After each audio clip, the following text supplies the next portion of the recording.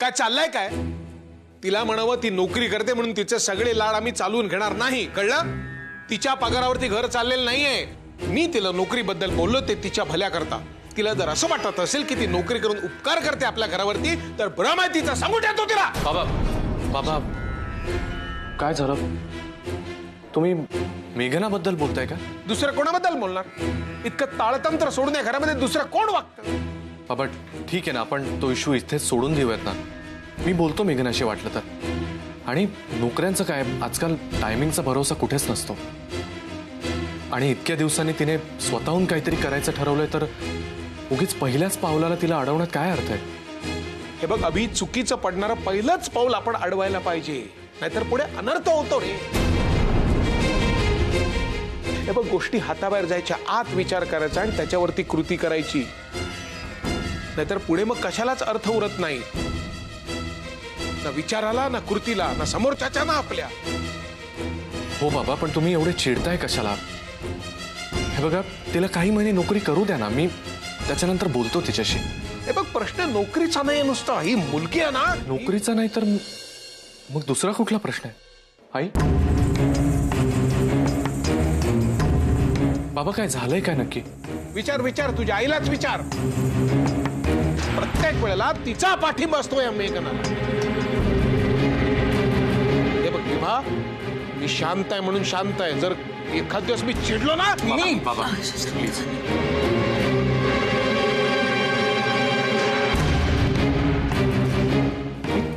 काय प्रकार आहे हा? काय चाललंय काय? थांब रे बाबा, आधीच खूप चिडलेत ते. जरा त्यांना शांत करते, मग तुला सगळं सांगते.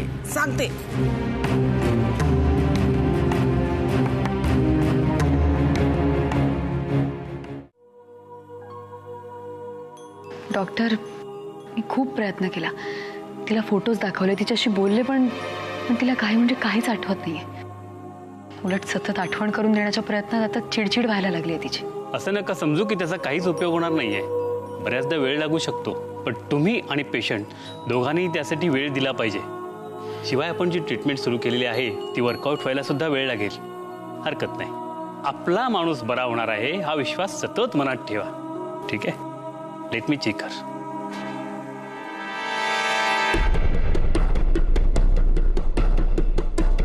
कशाला बरं होणार आहे? अजिबात बरी झाली नाही तरी चालेल. या सँडी आंटीचा वेळ जात नाहीये का? मस्ते धंदे सुचतात तिला. आशूची मेमरी परत यावी म्हणून शमिका सोबत इतका उत्साह का दाखवते? मला बोललं पाहिजे तिच्याशी. कुठे आहे, कुठे सकाळपासून दिसत नाहीये.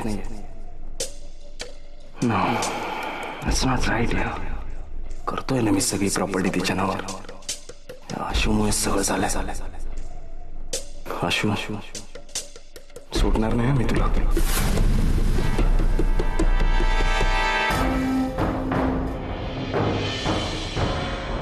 शोधून त्या नीनाच्या घरात काही सापडलं नाही. Let me try here. इथेच सगळी सुरुवात झाली होती ना, इथेच शोध. Maybe I'll find something.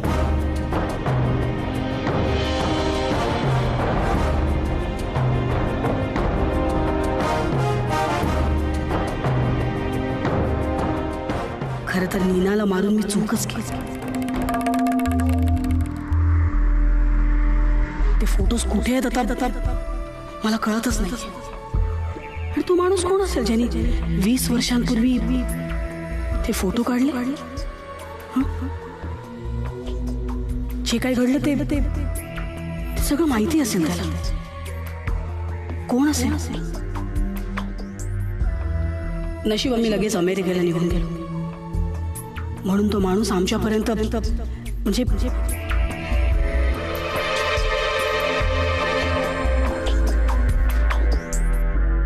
I mean India.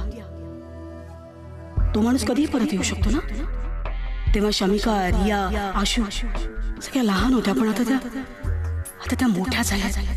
आज अनिरुद्ध नाहीये, पण Abhijit, Jay, Sandhya, you have to be quick, you have to be alert and you have to find everything.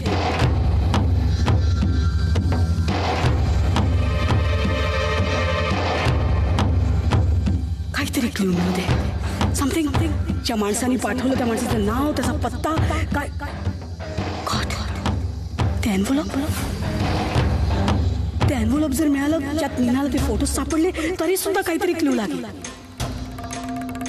God just help मी.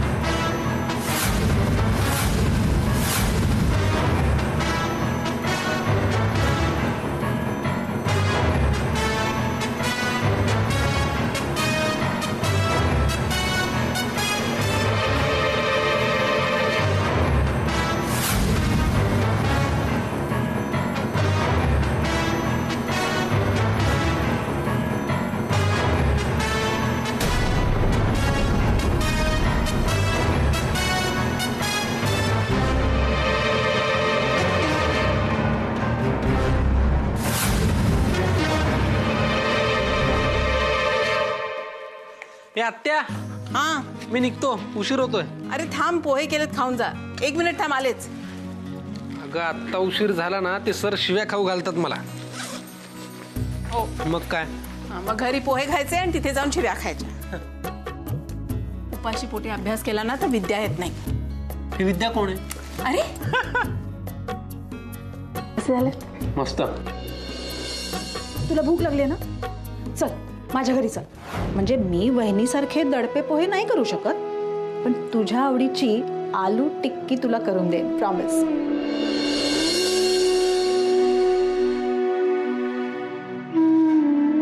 आत्या मी निघतो. तुझ्या त्या लेकाकडे जरा लक्ष दे. त्याच्याकडे वहिनींचं पण लक्ष नाही आणि तुझं पण नाही. त्याला जरा खाऊ घाल, सुकलाय तू. मी निघतो. चला. आई आता तरी सांगणार आहेस का बाबा का चिडले होते मगाशी? जाऊ कॉलेजला. सॉरी मी खरं नाही मीच सॉरी. ऍक्च्युली मी नेहमीच माझ्या तंद्रीत असतो. पण तुम्हाला कोण हवंय? हे पेन्शनचंच घर आहे ना? हो, म्हणजे सगळे पेंडसेच राहतात इथे, पण तुम्हाला कोण हवंय? नमस्कार काकू, मी नम्रता. तू नम्रता का? ये ना. नम्रता तू आलीस? कशी आहेस? मजेत एकदम. आई, मी म्हणलं होतं ना, ही नम्रता आणि नम्रता ही माझी आई. आणि हे दोघं माझे भाऊ आहेत, चंदू आणि हा अभिदादा. आजपासून नम्रता इथेच राहणार आहे.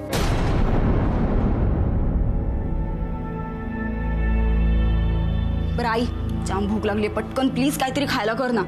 नम्रता, तुलाही फ्रेश व्हायचं असेल ना? आई, मी ते रूम.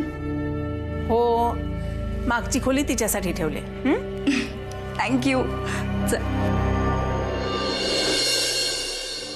अच्छा, म्हणून बाबा चिडले होते. आई मला कळतं ग, आपलीच माणसं आहेत आणि आपणच ऍडजस्ट करायला पाहिजे. पण ही मुलगी तर पूर्णपणे अनोळखी आहे आणि मेघनाई तिला कितपत ओळखते शंकाच आहे. तुझं बरोबर आहे अभि. पण अरे, मेघनाने मला तिच्याबद्दल सांगितलं. बरी वाटली मुलगी. शिवाय नाशिकची आहे, एकटीच नोकरीसाठी मुंबईला यायची होती.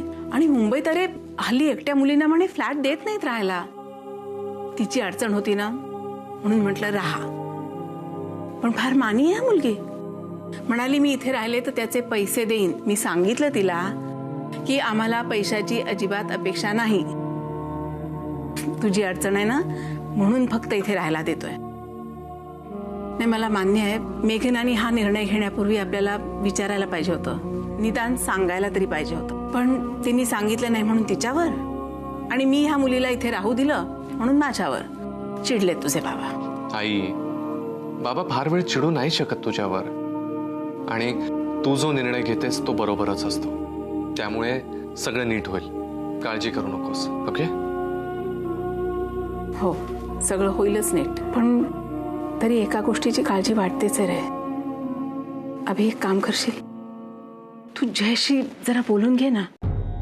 तुमचं असं बिनसलेलं नाही बघवत रे. आई, काही गोष्टी हातातून सुटल्या की परत नाही मिळवत आहेत.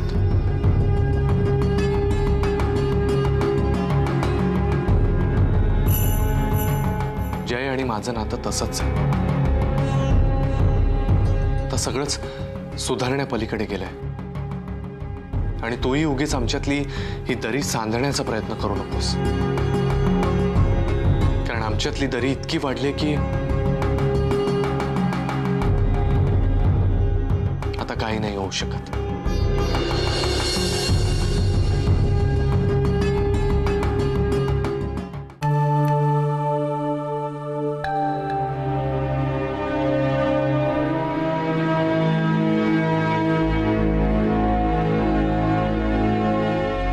तुला हे सगळं संपवायचं होतं ना.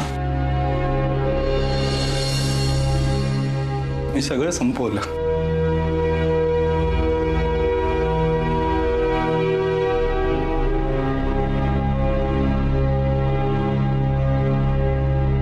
सगळं संपलं असलं ना जय,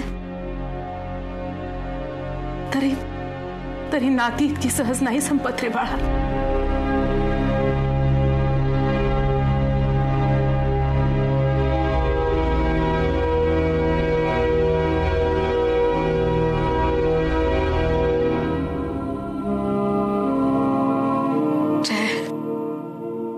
मला माहितीये रे, सगळं विचित्र होऊन बसलंय, पण अशाच वेळेला आपल्या माणसांच्या कुशीत शिरून रडायचं असतं रे. आणि आम्ही अजूनही तुझेच आहोत, तुझेच. तू मानलंस तर तुझे, नाहीतर. मम्मी, मला तुझ्याबद्दल काहीच प्रॉब्लेम नाही का? मी अजूनही तुमच्या घरी त्याच हक्काने.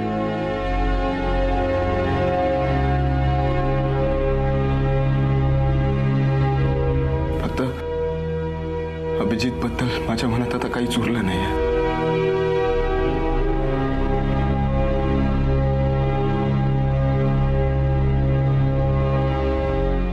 पाहिलंच जय, तुझ्यासाठी अभिचा अभिजित झाला, पण माझ्यासाठी तुम्ही दोघं सारखेच आहात रे अजून. माझ्या डोळ्यासमोर मोठे झालात तुम्ही. माझ्या हातची पुरणपोळी अभिला आवडते, पण त्याहीपेक्षा जास्त तुला आवडते हे नाही विसरले मी अजून.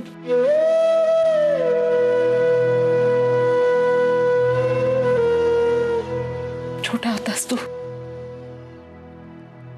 वंसना टूरला जायला लागायचं. मी थोपटून झोपवलंय तुला. अभिच्या शेजारी झोपायचास तू, निर्धास्तपणे त्याच्या अंगावर हात टाकून.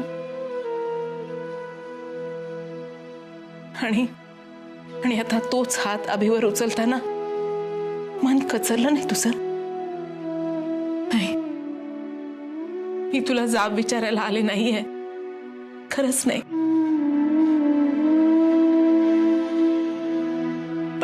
पण तुमच्या दोघातला दुरावा पाहवत नाही रे आता मला. आता असंच पाहावं लागेल. खूप दूर गेलो आम्ही एकमेकांपासून. येणारा प्रत्येक दिवस आमच्यातलं अंतर वाढवतो. मम्मी, नाही आता माझ्यात एनर्जी हे अंतर संपवायचे.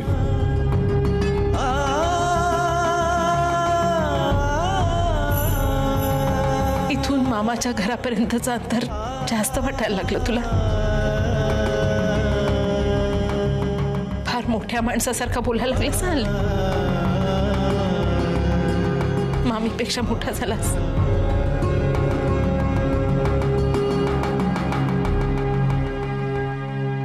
चल घरी चल, आपल्या घरी जाऊया. दिवे लागण्याची वेळ झाली, नको एकटा थांबूस इथे. छान सांजा करते तुझ्यासाठी खायला. नाही तर असं करतोस, जेवायलाच थांब.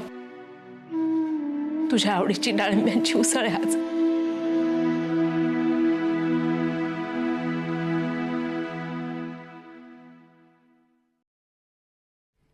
नाही, नको. त्या घरात यावं असं आता काहीच उरलेलं नाहीये. मम्मी, तुझ्यापेक्षा मी कधीच मोठा होणार नाही. स्वप्न पण इतका मोठा नक्कीच झालं की मी स्वतः एकट्याचं मॅनेज करू शकतो, एकटा राहू शकतो. जयसाहेब, दिवाळीची गिफ्ट आली. कसली गिफ्ट? ते मोठ्या मॅडमनी सगळ्यासाठी मागवल्या होत्या. तुम्ही, सुभाष दादा, वहिनी, अभिजित, माधुरीताई, मेघना, सगळ्यांसाठी.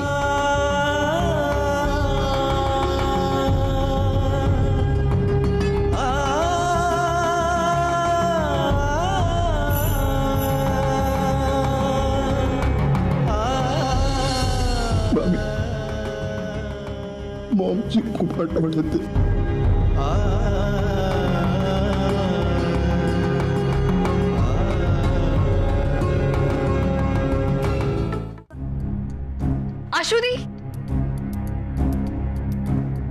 अश्वतीला पाहिलंस तू? नाही मॅडम, सगळ्यांना कामाला लावलंय. आम्ही शोधतोय त्यांना. शमिका, काय आलं? अश्वतीला शोधते? अगं तिला सवय असं अधूनमधून गायब व्हायची. येईल ती परत. अश्वती, कुठे गेलीस का तू? Thank God. अश्वती, तू इथेस? हे बघ, असं न सांगता नको जाऊस इथे तिथे. मला काळजी वाटते ग तुझी. तू अजून नवीन आहेस ना या जागेत. सॉरी, मी तुझा सेल वापरला अभिजितला फोन करायला. अगं, तू माझा फोन वापरला याचं मला वाईट वाटलंच नाहीये. अश्वती, तुला राग आला का माझा? म्हणजे माझं बोलणं आवडलं नाही का तुला?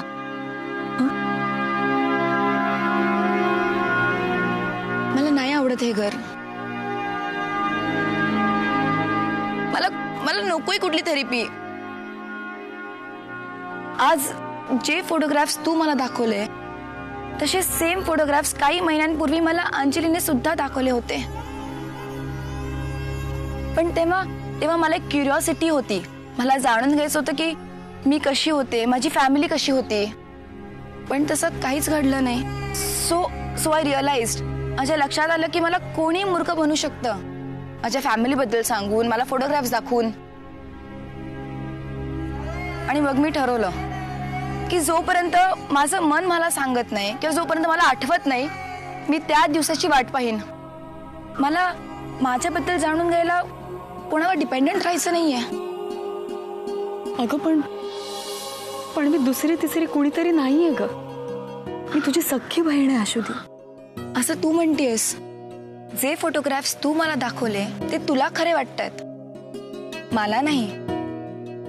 कारण त्या फोटोग्राफ्स बरोबर मी स्वतःला कधी रिलेटच करू शकले नाही. माझा नाही राहिलाय कोणावर विश्वास. आधी अंजली असं वागली, मग कोण तो मुलगा, काय त्याचं नाव, जय. मी कोण आहे हे प्रूव्ह करण्यासाठी त्यांनी मला आधी किडनॅप केलं आणि मग बेशुद्ध करून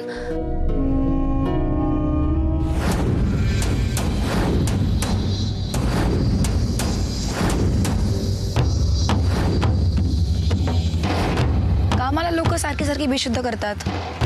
सारखे सारखे म्हणजे? त्या दिवशी जेव्हा मी आणि अंजली मी मानसी आहे हे प्रूव्ह करून इथून गेलो, तेव्हा मला परत कोणीतरी बेशुद्ध केलं. मला एका बंद घरात बांधून ठेवलं होतं. बांधून ठेवलं होतं म्हणजे? हो, मला एवढं काय आठवत नाहीये, पण मला बेशुद्ध करून एका बंद घरात बांधून ठेवलं होतं. आणि जेव्हा मी शुद्धीवर आले, मी बांधलेल्या अवस्थेत होते.